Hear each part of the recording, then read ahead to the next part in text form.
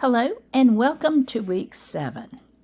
This is the week when we begin working on your final project. We're going to spend the next 3 weeks working on it, step by step. I'm with you all the way. This is the week when I'm going to ask you to decide what kind of project you want to do and what's your subject going to be. We've got the same schedule as we always do, with under activities, the forum due on Wednesday and Friday. I'm asking you for the forum to talk about your decision. What do you think you want to work on for 3 weeks? Hope it's something that interests you. And then your writing assignment, as always, due on Sunday, which will be a formal proposal. Not a paper, not an essay, but just answering some questions for me. What you plan to do, why you plan to do it, how you plan to do it.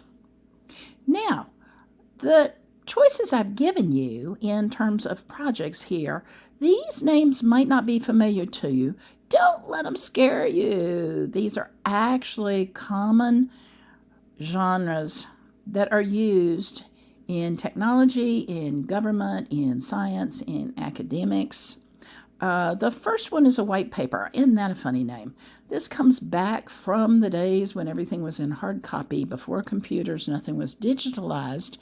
And in the government, at least, white paper was used to show it was for public access. It was written for the lay people, and it was just general information with a direction of this is what we need to do. Green paper actually was used for bills being proposed. Anyway, we still call them white papers. If you've ever written a research paper, I'm sure you have, that's argumentative with a thesis where you're proving your point, you've written a white paper. So I'm just asking you, I'm just using this term because you need to know what it is so you won't be confused later.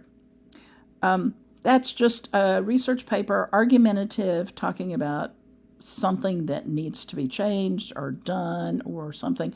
I've given you lots of examples you might talk about. We've already talked about artificial intelligence. You might want to do that. Or anything about climate change. Goodness, the sky's the limit. But I've given you examples. You can look at that. A business or product proposal, the entrepreneurs out there. If you've ever thought about selling your cupcakes or your expertise in fixing computers or painting houses, this is the chance to go wild.